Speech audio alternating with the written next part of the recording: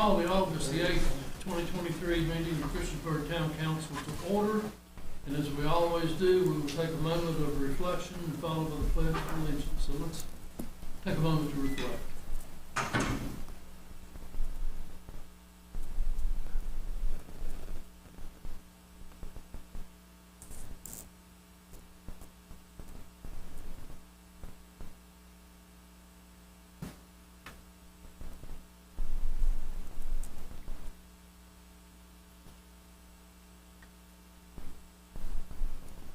Thank you. I'm going to stand. I'm going to ask Councilman Casey Jenkins to do the pledge. I pledge allegiance to the flag of the United States of America and to the republic for which it stands, one nation, under God, indivisible, with liberty and justice for all. Thank you. Are there any adjustments to the agenda? Hearing none, we will go into the public hearings. We have a conditional use permit request by DAJ Ventures LLC property owners to allow 21 townhouses on approximately 2.149 acres located on the western end of Montgomery Street and between the south side of Church Street Northeast and the north side of Lucas Street Northeast. Zoned B3 general business. Property is designated as residential on the future land use map for the 2013 Christiansburg Comprehensive Plan. Is there anyone here that would like to address this issue? If so, if you would come to the podium, just your name and address. Good evening, Mayor, members of council. Steve Simonis with Balzer & Associates, 80 College Street here in Christiansburg. We're the engineering firm representing the owners, DAJ, on the application before you tonight for a conditional use permit. I'd just like to walk through the project briefly with you. I know we have some neighbors here that spoke at our planning commission meeting and may speak tonight. Be happy to answer any questions council has after they speak as well. To orient everybody, the site we're looking at is this acreage right here. This is Franklin Street down on the south side of the page south, I guess. This is the new car wash that was built, Lucas Street, Church Street, and you have Dairy Queen across the street. There were several improvements that were done as part of the car wash property to service the future development of the site, including the water and sewer connections that were made up to the property, up to this common property line that we'll show here in just a little bit. Just for council's sake, I'm sure you all are aware, you've driven by, there is activity happening out here along North Franklin Street, which was brought up during our planning commission meetings. I think there was a little confusion on that. That is not work that's happening as a result of this site.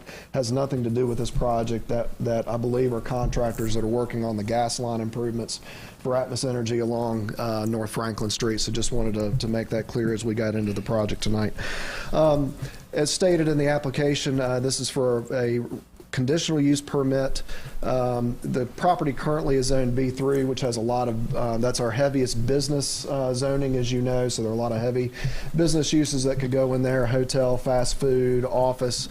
What we're asking for 21 townhomes. As part of that, a conditional use permit is required for a townhome use in that B3 zoning district. 21 units on this acreage works out to be 10 units per acre, which is the allowable density in a B3 district. B3 actually allows up to 20 units per acre. But the B, you have to kind of switch back. Townhomes has a density requirement and B3 has a density requirement. So B3, if you're going to do apartments, you could go up to 20 units per acre, but with townhomes, you have to drop down to that minimum 10 units per acre, which is where we are on the site. This would be a 3-bedroom, 2.5-bath structures on these 4 separate structures, which we'll look at here in just a minute. This is just a zoom in of our existing conditions. You can see some of the water and sewer connections that I spoke about a few minutes ago that were installed as part of the car wash property. There's also a stormwater management system that was built during the car wash project, but that does not, that will not accept water from this from a treatment standpoint. There will be a new stormwater facility put on this site should the project move forward. This is the master plan for the project as it is now. A couple of important things to look at. So it's, again, we have four separate buildings, a 5-unit building, 6-unit building here, 3-unit building, and another 7-unit building there at the top. You'll see our main entrance would be off of Church Street in this location right here, which is generally where the existing gravel is that you see right in this area. The driveway would be right across from this driveway here, roughly. So we would have our main entrance on Church Street. One of the ideas that we had early on were not to make a direct connection across Lucas Street. There's a lot of rock in Lucas Street along this bank here and some grade change as well.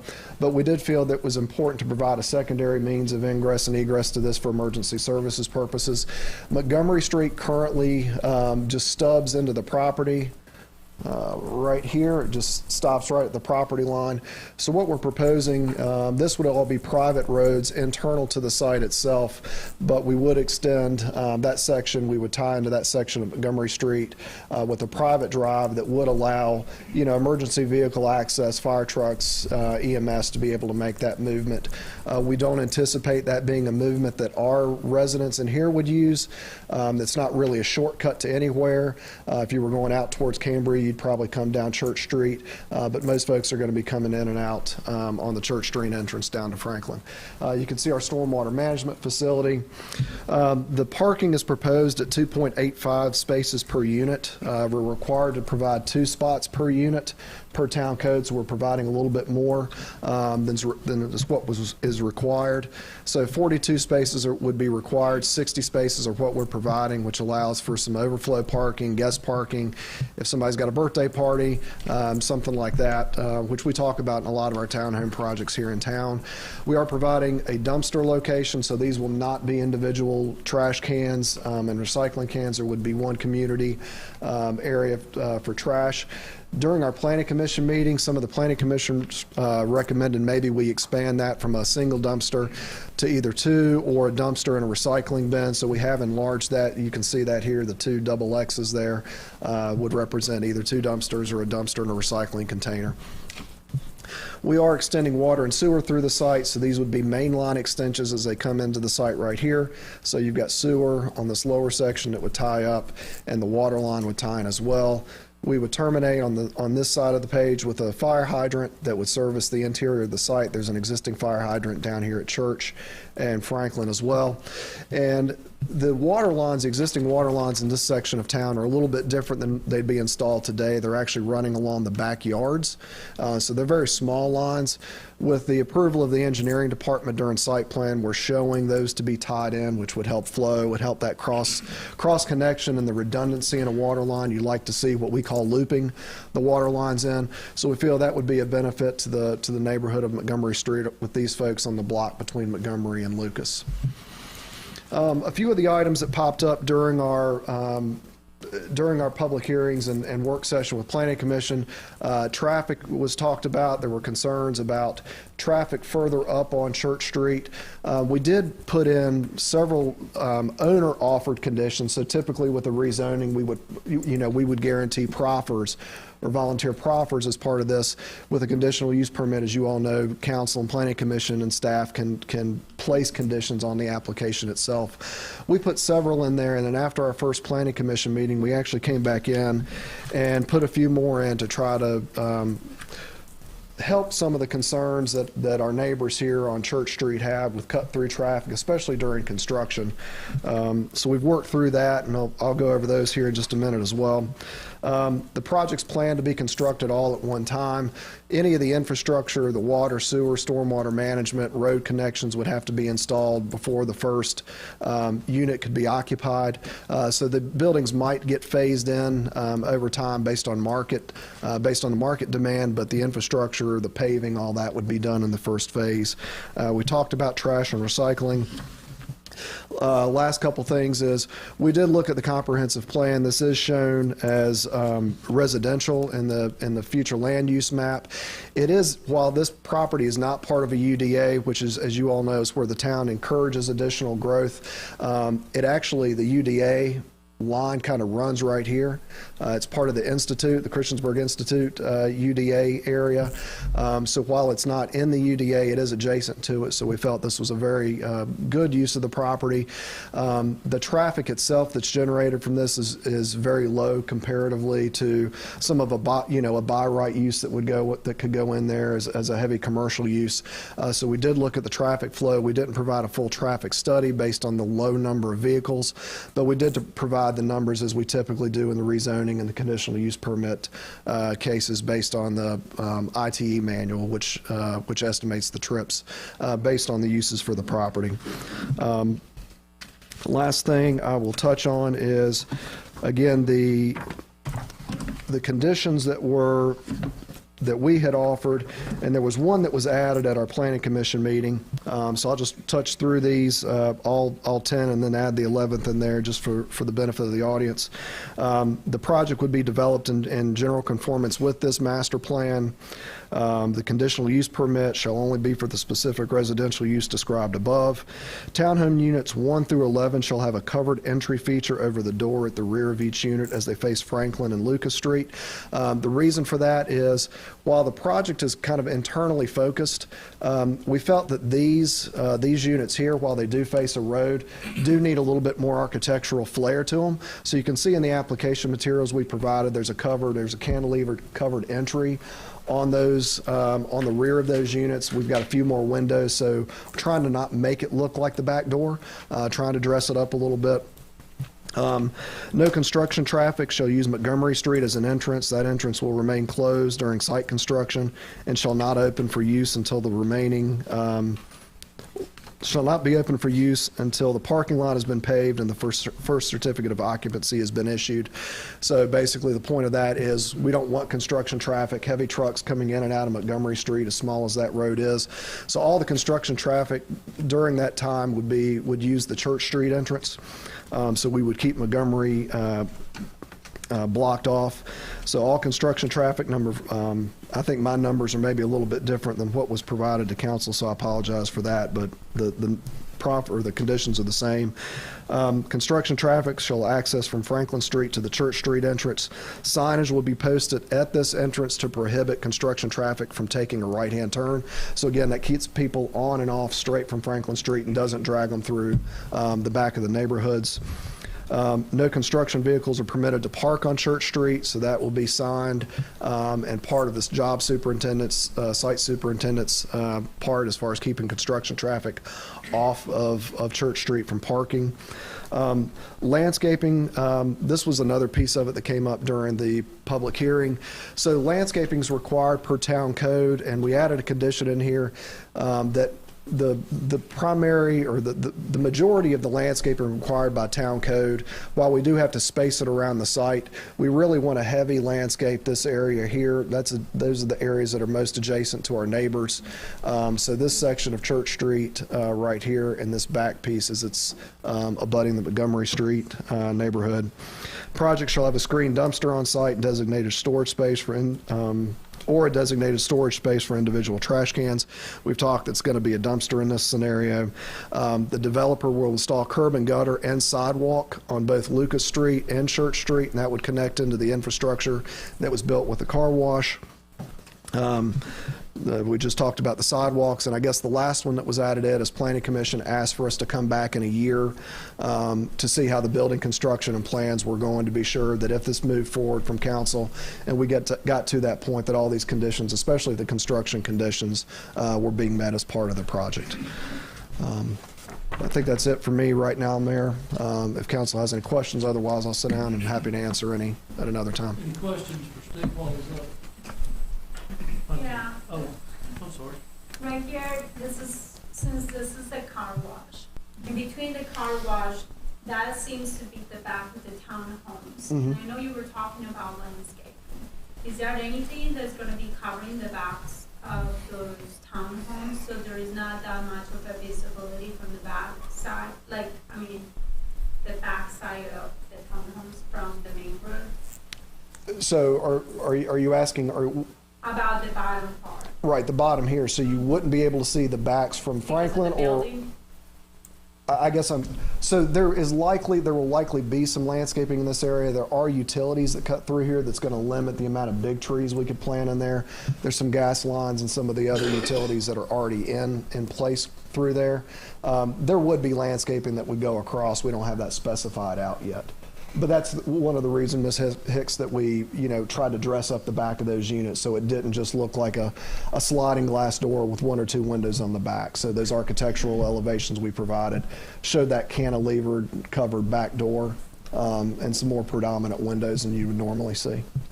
Now, there is, I think that's the same street where Head Start is. Isn't Head Start up here? Yes, ma'am. Right off screen here.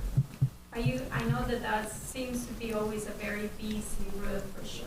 Mm-hmm. Is there any concern about, like the parking and stuff like that for, obviously you don't have to provide parking for them, but I do know that a lot of those cars over the years were parking in a lot of this area. They are, and that was a big topic of discussion at Planning Commission. I don't want to speak for staff, but I believe Mr. Warren spoke to that a little bit at Planning Commission as far as how the school is set up and how they're operating and their parking. It's, they're not supposed to be parking on this property, but we understand from some of the neighbors that they were parking here, they park along the street to drop the kids off. But again, that's not part of this project itself. Okay, and now, there was a general public comment. Was this one also brought out too from Dwayne Minkus, 170 Church Street? Was that one also brought out during the planning commission? Yes. You would?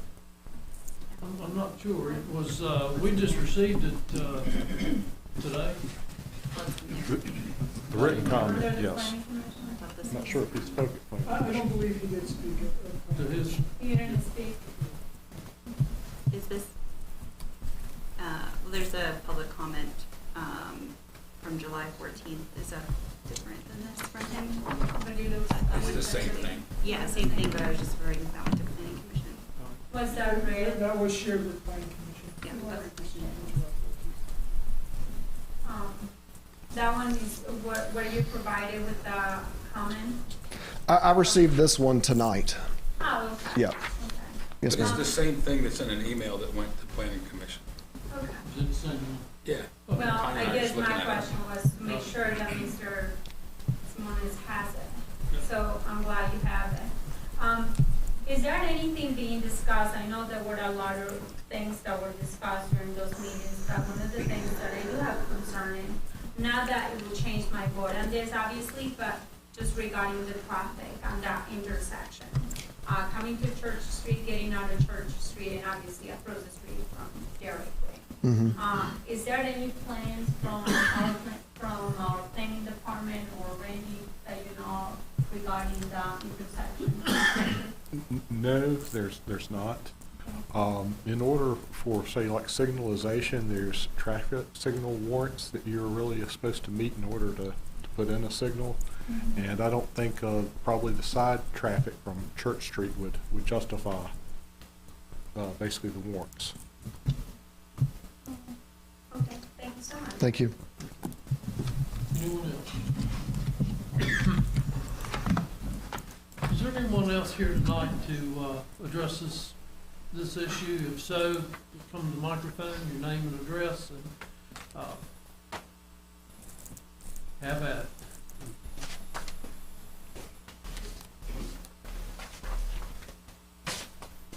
Hi, my name's Norma Jean Landis. I'm speaking on behalf of my mother, Barbara Landis. She lives at 100 Montgomery Street, which is the house on the very dead end of Montgomery Street. We are speaking out against the proposed DAJ Church Street townhomes. My mother's lot is going to be mere feet from these proposed townhomes. First, a car wash was built. Not okay, but at least it was close enough to Franklin Street, and the back part of the field was still open. The DAJ Ventures application to build 21, let that number sink in, 21 townhomes and 60 parking spaces. You don't have 60 parking spaces out here for parking for this building.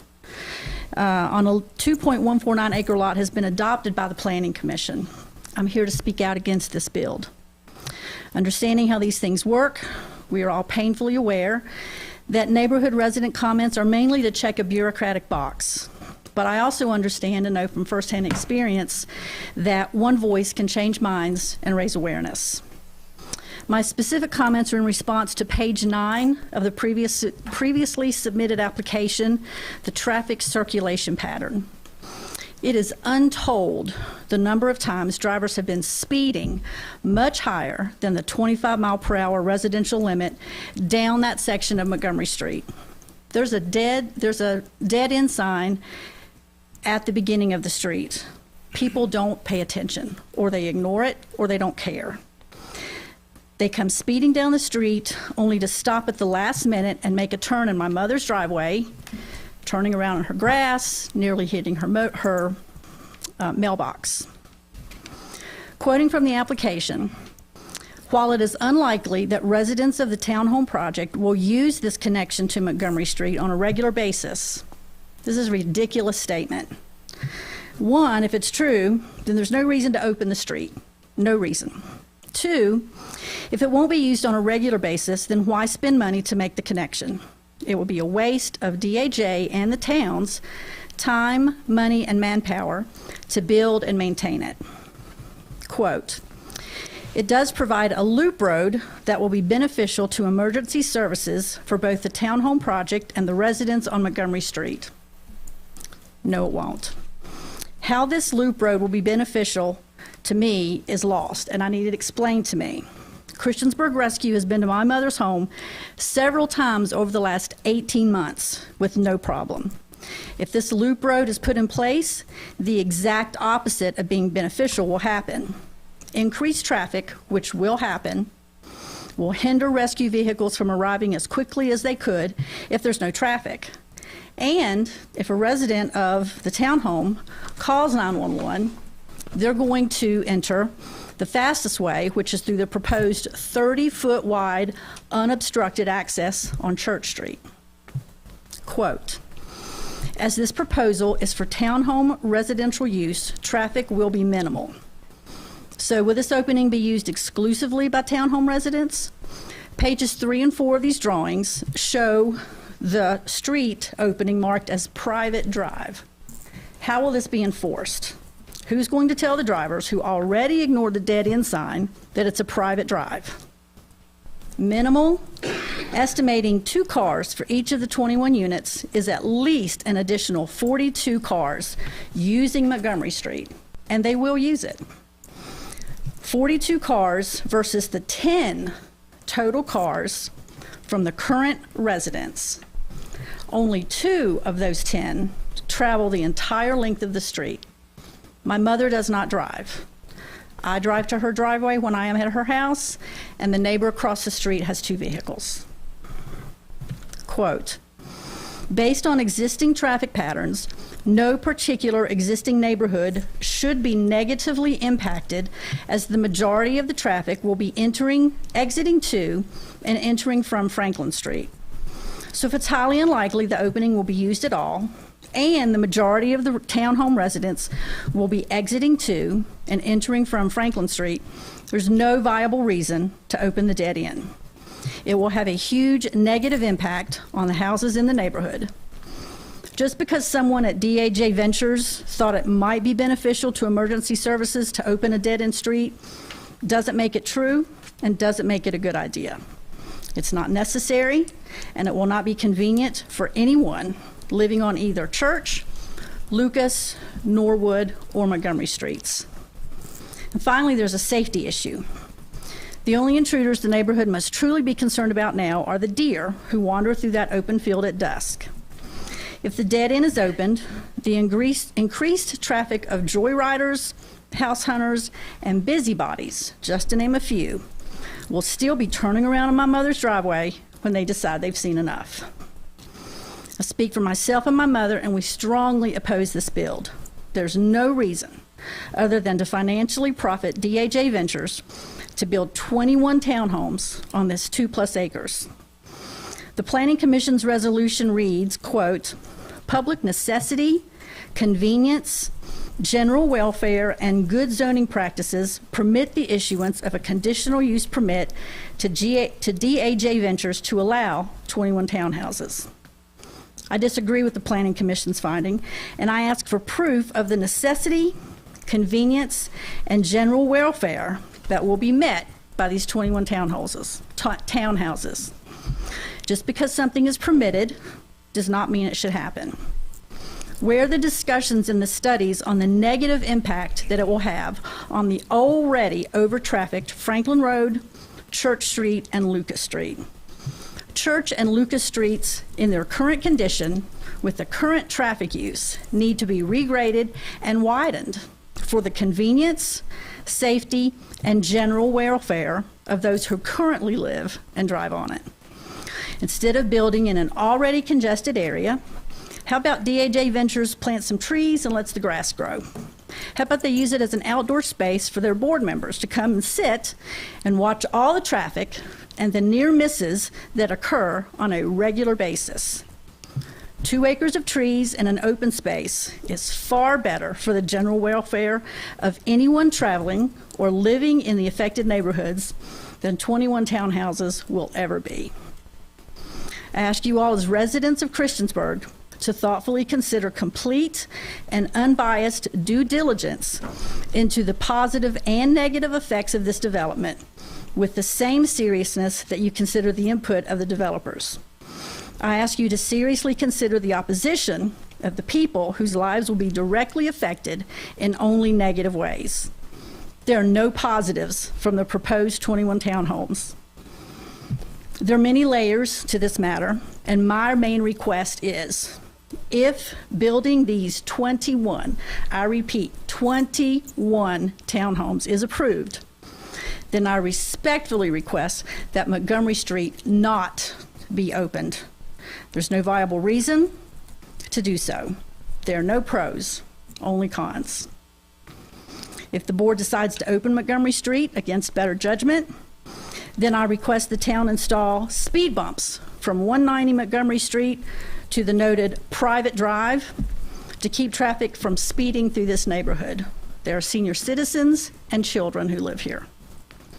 I'm all for progress, and I'm excited to see the town grow and expand, but not at the expense of increased congestion and loss of enjoyment for homeowners. And both of those will occur if this street is opened. Please reject the request to open Montgomery Street. Thank you. Anyone else?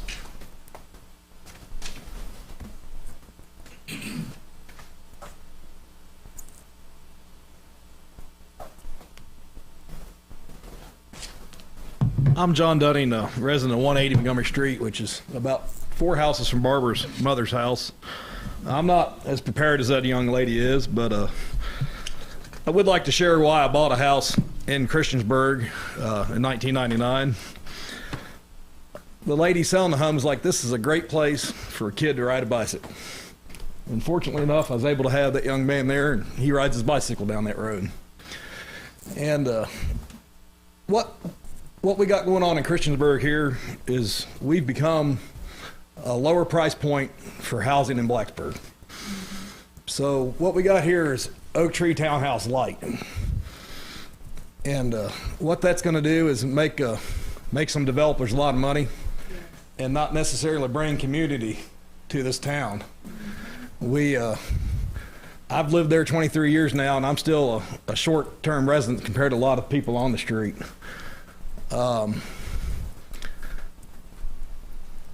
We have to have progress in life. I understand a man owns that land. It got a lot of money tied up. But what we're going to do there is make a developer a lot of money, and we're going to pay rent to somebody, and we're not going to grow generational wealth. Best way to grow generational wealth is a home. It's a good investment. It's not as good as putting the money in the stock market right now, but it's a good investment. So why don't we think about building single-family homes there? You know, why don't we build 7 single-family homes? And nobody builds small homes anymore. A lot of it to do with the structure of the of the, like town. It's the same price to build a giant home to get the water hooked up as a 1,500 square foot home. The cost to get something drawn up is about the same for a 1,500 square foot home as a 3,000 square foot home. So, I mean, that's a little bit off subject to this property, but maybe we should drill down and think, what are we doing as a town? Do we want to be known as the town that provides cheap housing to Blacksburg, or do we want to be known as a town that takes care of its citizens, have our own community? So that's just my little highlight there. As far as the project directly, like I said, I'm not prepared as that young lady, but the representative from Blazer here pointed out a lot of things. He just didn't tell you the straight and narrow. He talked about opening up Montgomery Street for ingress and egress, and his quote was, "There's a lot of rock here on Lucas Street.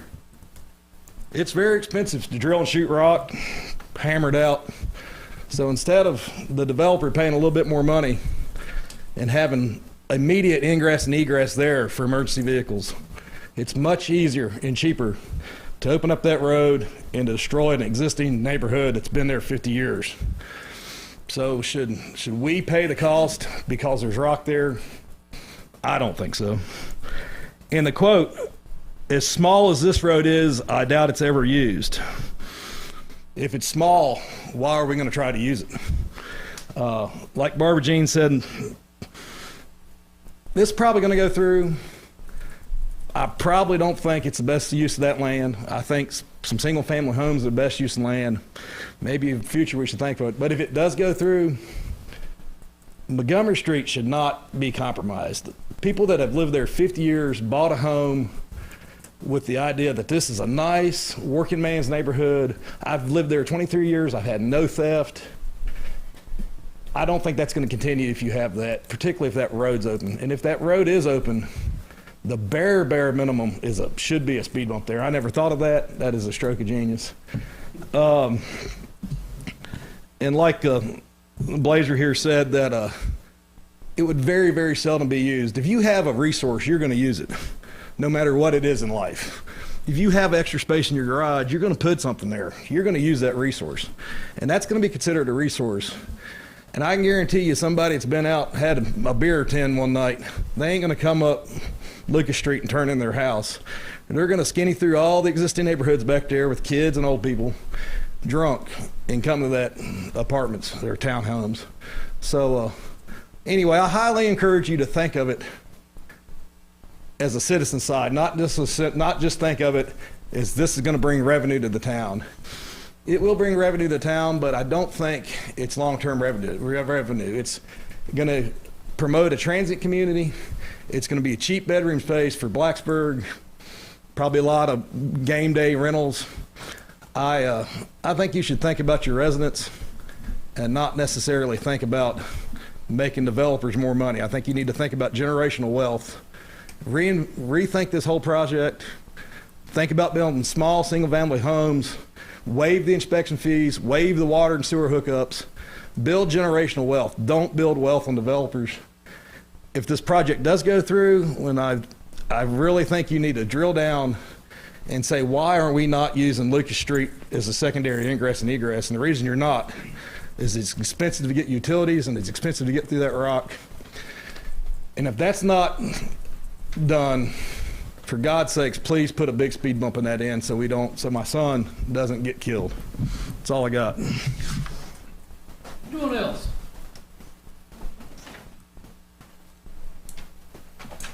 Yes, ma'am. I'm Barbara Early from 75 Church Street, and I'm going to give a very unsophisticated statement that we are very much against this project. We bought our retirement home in the 80s that was built by Robert Gearhart that used to work in this town. I don't know who remembers him. It's been a long time, I know. But we had bought our home for our retirement, and we pay taxes. We pay our taxes on time. And we are natives of this area. We are very much against this project because it affects our property. And I want you to know, as I'm here looking you in the eyes tonight, want you to know that we're not against you, we're against this project because it affects our life and our living in our retirement home on 75 Church Street. And we are very worried about this situation, very concerned about what this will bring to our life in the years to come, and in the if we have years left, we don't know, but we want you to know that we are against this project. Thank you, ma'am. Anyone else? Hearing no one, I will close this portion of the public hearing. Mr. Baldwin, Yes? can I ask you a question? What was who is paying for I don't know if I missed that part. Who is actually paying for the construction of the piece of property right there for the main road to connect this subdivision to Montgomery? The developer? The developer? That's my assumption. We're not paying for it. Correct. Thank you. Consent agenda, we have approval of the minutes of the July 24th, 2023 and July 25th, 2023 meetings. Award a contract to Boxland Materials Company in the amount of $731,290 for construction for the primary extension paving Roanoke Street and Peppers Ferry Road. I make a motion to approve the items A and B from the consent agenda. Thank you. Second. Got a motion and a second. Any comments or questions?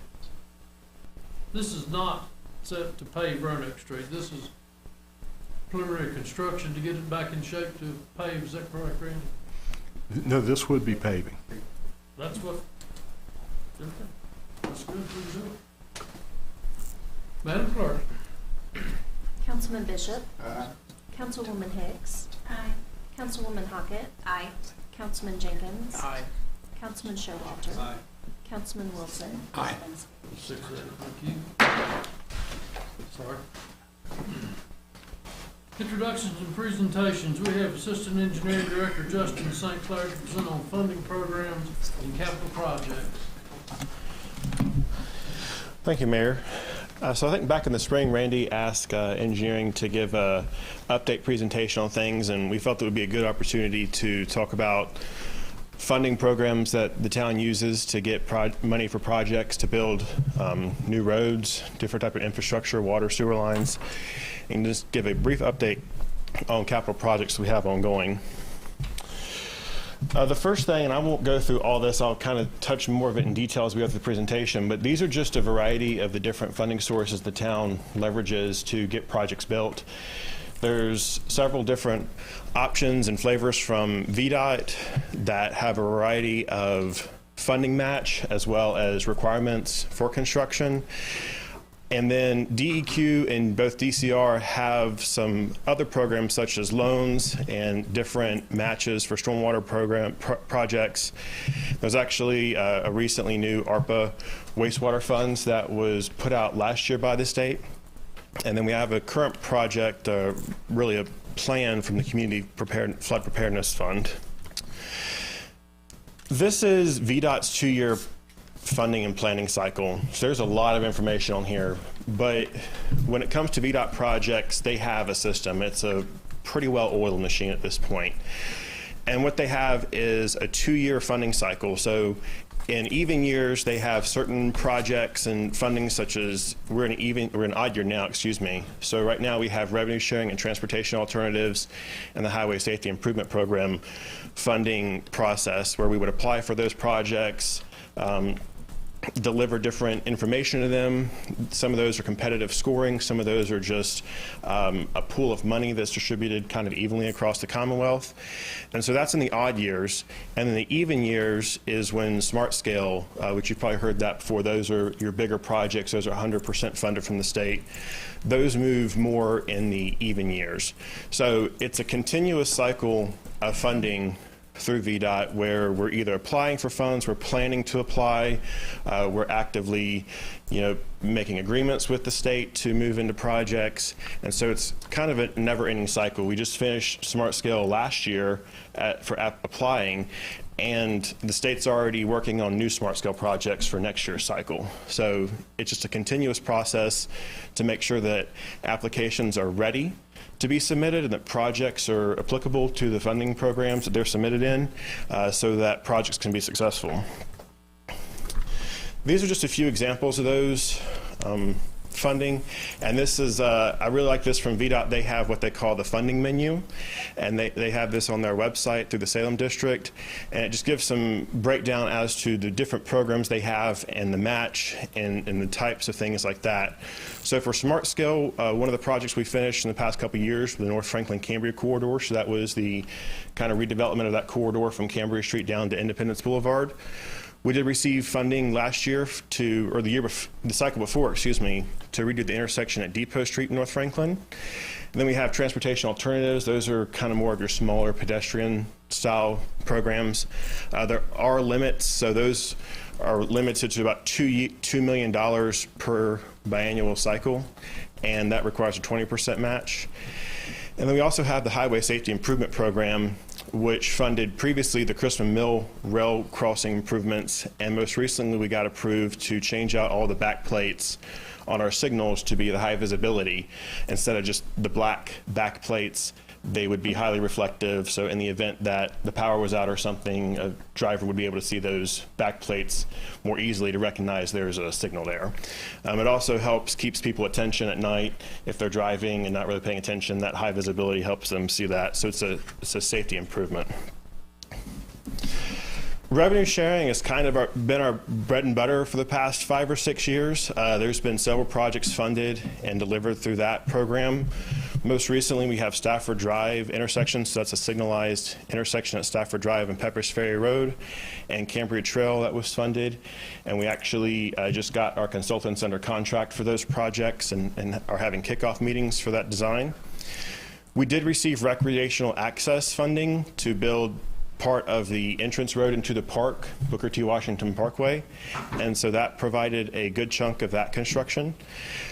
One of our also very successful programs is our pavement and bridge through SGR. That's a state of good repair. Pretty much any primary route, so that's Route 11, Route 460, Cambria Street, Radford Road. That all qualifies for a different pot of money from the state each year, and we've been pretty successful in getting $1 million to $1.5 million annually to help pave those streets. We most recently did get a funding application approved to replace the old bridge at Depot Street near Roanoke Street. So there's a really narrow bridge as you turn onto Depot from Roanoke. That's in the plan to be replaced, and that was a $5 million+ project that is no cost to the town. So it's a really good program and it helps us move our dollars a lot further. And then I'm going to throw in some other categories. These are not funds that we apply for, but the state has, I guess, some ability to apply different money from various funds to our projects, and that is open container funds that we got, I think, $200,000 on a project most recently for, and then urban funds.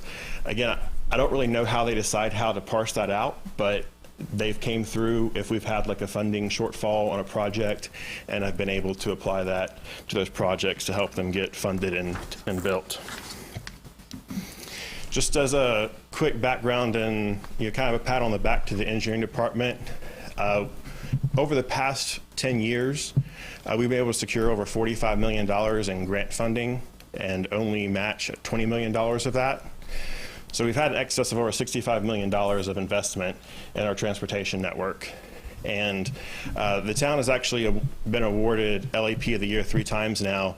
We won in 2020, 2021, and 2023.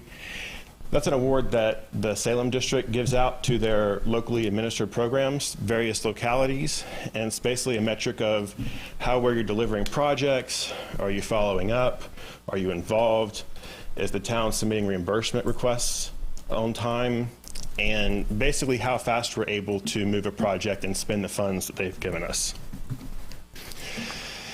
I did want to go over what a typical VDOT funded project schedule looks like, because it does take time to move through those programs, given the amount of kind of regulations and procedures that go along with that. And this is just an example project. I'm going to go through the Arbor Drive project that we finished up, I think, maybe a year and a half or 2 years ago. But let's say we develop a need, we decide that we want to apply to, install a signal or something somewhere. Well, if it's in the correct application year, we may be able to apply for it for that year, or we have to wait till the next year if we're going to do revenue sharing. And so if we applied for a project last fall, which would be, the 2022 cycle, you fast forward through all the steps of getting it funded, getting it approved by the Commonwealth Transportation Board, moving through the agreements with the state, getting professional services procured. So to have a design engineer, there's a process for that, to select engineers and negotiate contracts with them, do the survey, and move through the plans. If there is specific environmental planning, such as nationwide permits for environmental impacts, and then right-of-way acquisition is just a process that takes a while. There's a lot of steps to ensure that a landowner that we're looking to acquire property from receives the proper treatment in that. We're giving them the appraisals or the assessments that are required and negotiating with them properly. So once you kind of move through all that, the 4 years later, then we can kind of move forward into actually bidding the project and starting to turn dirt and make a project happen. So, for example, the Arbor Drive intersection, this is a project we applied for back in the fall of 2017. And this was a pretty straightforward project. We wanted to add an extra turn lane on Arbor Drive because it was a single lane at the time, and it would back up. A lot of people travel through there from the various places on the other side of North Franklin, and of course, obviously on Arbor Drive, like the post office and such. But we applied for that fall of 2017. We went through, and through the processes of right-of-way and such, we were able to finally finalize the plans 4 years later and get authorization to advertise and build that. And this was actually a kind of an abbreviated project as far as it goes of constructing it. We were able to use some of our resources with VDOT and our relationships there to purchase the signal pole arm, well, the pole and the arm and the controller, which was what we were waiting for at Tower Road for so long, was the controller, to accelerate the project schedule and get that project completed faster than we would have had if we were to just buy that on the open market and kind of wait for that to get to us. So moving from VDOT funding, DEQ has some various funding, and we've been fairly successful with the Stormwater Local Assistance Fund. We did the Town Branch Stream Restoration. That was back, I think, in 2017, 2018. We have funding for the Industrial Park Stream Restoration, and we actually met with DEQ last week, and they're reviewing our final plans for advertisement on that. We most recently, I think it was actually last year, we applied for the Clean Water Revolving Loan Fund to do some plant upgrades, and we were able to secure that at a 0.5% interest loan for up to 25 years, which is, unheard of currently. And then the state actually had some ARPA funds that they identified and were going to do as, for what we know right now, is just a one-time allocation of funds, and that was a competitive process. We applied for 2 different projects, and we're happily surprised to have one of them accepted, which was the Arrowhead Sewer Shed project, and they allocated $1.9 million for that, and that was a no-match project. So that will be 100% funded from the state. And then there's just a few different other ones that we also reach out to. There's the Community Flood Preparedness Fund. We actually applied, I think, 2 years ago for a resiliency plan to create a flood preparedness plan for the town, and we're working on finalizing that right now. That would open the opportunity to tap into this fund for what they call like implementation projects. So things that we found through the plan that we'd like to pursue in purpose of resiliency, we could apply for those, which that could include additional phases of College Street. What that is currently, I don't know how that funding process will look. There's been some changes in the General Assembly as to how they're assigning funds to that system. And then just back, I believe it was in July, we applied for a Safe Streets for All grant, and that's through FHWA directly.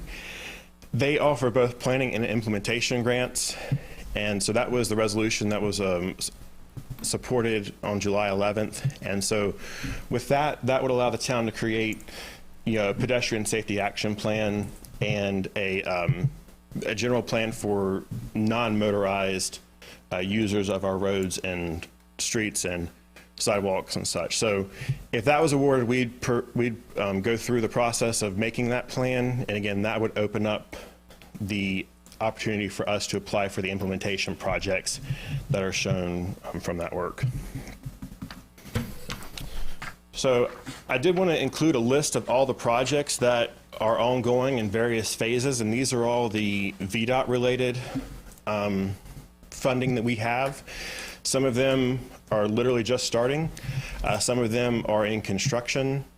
And so we have this list here with the stages and the funding source, our anticipated completion. And I will note there's 2 on here that are administered by VDOT and not the town. The town generally administers those projects. It allows us to get more funding from the state because the state would kind of limit us to how much projects they would administer for us. But those 2 projects are the high visibility backplates. We are using or intending to use a statewide contract, so it didn't really make a lot of sense for the town to administer it just to go back to the state and say, hey, can we use your contract? And then the other one is a SmartScale project that was applied for by, I believe, the MPO last year, which is a safety improvement to Route 460 Business and 114, that kind of main intersection there where like Taco Bell Marketplace is, and then the section of Peppers Ferry Road. Those 2 projects are going to be administered by VDOT and not the town. As far as the non-transportation, I kind of mentioned these earlier as ongoing. I won't go over those again, but I did want to include kind of like a before and after picture.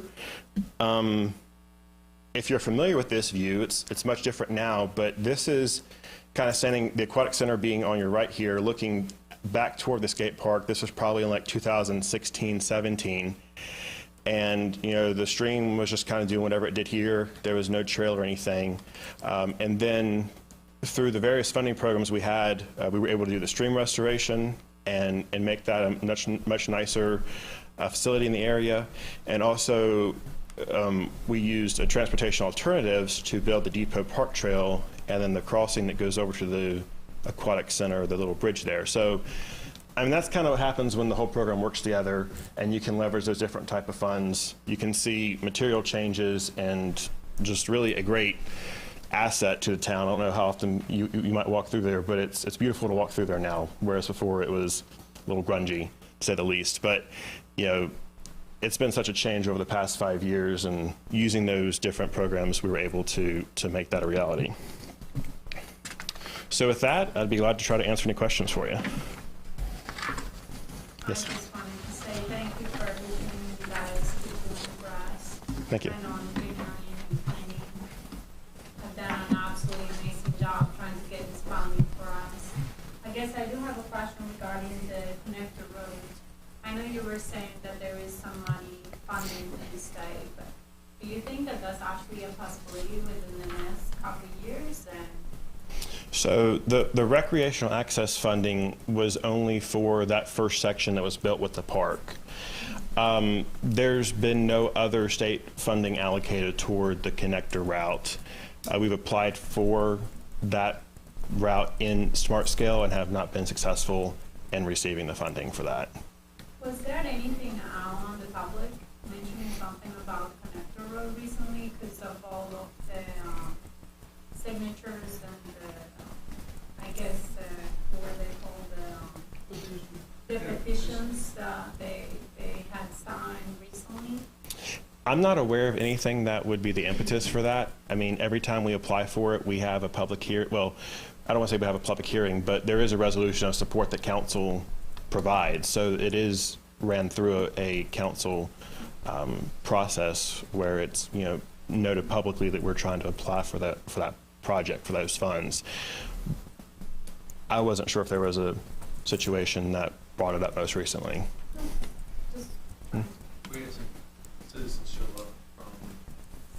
Kenzie. Cambria Crossing. Cambria Crossing. Anyway, what is preventing town with great pains purchase that industrial building on property? Hmm. Several years ago, we invested several $million sort of streamline that process. I'd say the overall cost is probably the biggest thing. It's in excess Yeah. of $30 million to build that road. It is, Yeah. but it would have been a lot more if they had purchased property from the two owners. Correct, yeah, we did have the majority of the right-of-way dedicated to the town from Mr. Woody and Mr. Hagan. We did purchase the Row Furniture Building. We also purchased a lot on North Franklin Street, I think about 1.5 acres on North Franklin. The process, though, is a 2-year application process with Smart Scale. We don't want to take on the $30-some million project ourselves, obviously. The Smart Scale process is what would, I think, make the most sense, and I do think it'll probably be recommended for funding eventually. It was actually recommended for funding by VDOT staff the first year of the program. There was a little bit more money available, I think, at that time, although that's been probably 7-8 years ago. I'd say, I think 2015, Yeah. maybe. Yeah. Like I say, it is a 2-year process. We were actually just disincluded in, I guess, the last round in May, June. So we would reapply in 2 years if it's council's wishes. From there, if you are funded, you are probably put at the back of the 6-year VDOT 6-year plan.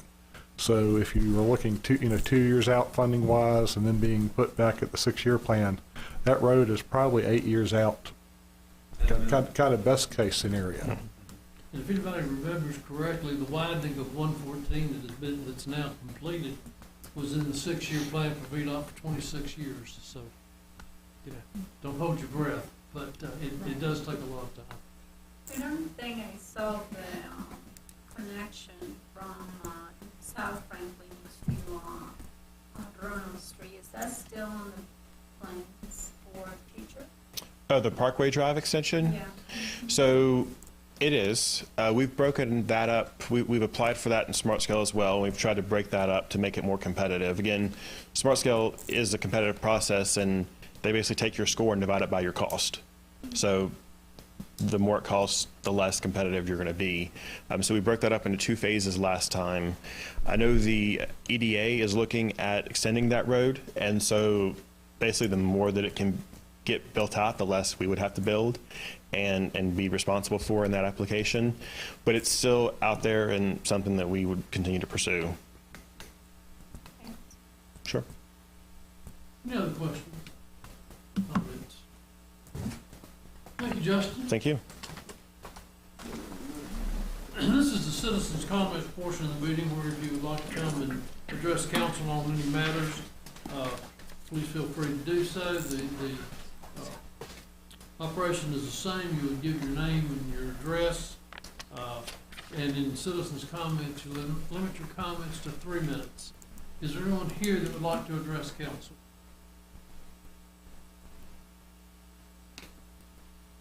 Anyone to address council?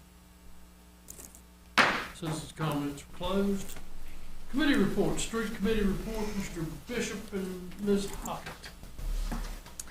Street committee met earlier this evening and discussed a plat dedicating a 24 by 26 foot wide public utility easement on tax parcel 530-2-84A, located adjacent to Fairview Street. And this area is, can you hold the aerial map, Andrew?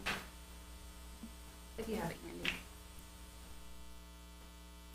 This area is here off of Fairview Street behind the park and ride. You can see right here. What they're doing is planning to develop this area, and so there will be some utilities here at this front corner, so they'd like to dedicate a 24 by 26 foot utility easement. The street committee recommended to approve this, and so I'd like to make a motion that we approve. Second. Have a motion and a second. Any comments or questions? Madam Clerk? Councilman Bishop, Aye. Councilwoman Hicks, Aye. Councilwoman Hockett, Aye. Councilman Jenkins, Aye. Councilman Showalter, Aye. Councilman Wilson. Aye. That is 6-0, thank you. We have nothing showing under discussion by, and action by mayor and council. Staff reports, town manager. Just mention that the employee picnic is tomorrow from 11 to 2, and as I've mentioned, we're going to close some of the town facilities, including town hall, for that. I think it was pretty popular doing that last year and received lots of positive comments. I'll mention that the New Valley Home Builders Association Touch a Truck event is this weekend, and we'll be participating in that. It's from 10 to 3 on Saturday. The Montgomery Museum Heritage Day is Saturday, August 19th from 10 to 4 downtown. And in regards to the town park, I have I guess, tentative date of August 19th of substantial completion that we would basically settle with them on the very final list of items. They would turn it over tentatively on August 21st. And we are tentatively planning a ribbon cutting for September 8th. That's a Friday. So it will not be open to the public until we cut the ribbon, is that correct? Well, if we take it over on the if we accept it on the 18th, we would take it over on the 21st to be open to the public. Okay. Anything else? That's No it. public hearing to set? No. Pretty good. Mr. Broughton, town attorney? No report, thank you. Any other staff comments, questions? Our chief of police designee is here tonight. Major Ramsey, soon to be Chief Ramsey. Welcome. Council reports, Mr. Showalter. Nothing to report. Mr. Bishop. No report. Ms. Hicks. Central Business, Amanda Hubbard, our small business solution manager, has been working really hard to get to the end of the fund, so let's say we're documents, reviewing and stuff, so shout out to both of them, and because we just gotta start making some decisions about this. Very good. Ms. Hoppett. Nothing to report. Mr. Jenkins. Nothing to report, sir. Mr. Wilson. Nothing, sir. I will remind everyone that VML conference is coming up. I believe we voted to cancel the October 10th meeting. We did. We did, okay. Now, the registration is a little different this year. You have to get a password straight through Virginia Municipal League, and that's something Tracy cannot obtain for you. So if you're going to go, you need to complete those forms. I don't think they take registration without that particular password like that. Any other business to come before the town? I'd like to thank everyone for coming out tonight, and we're adjourned.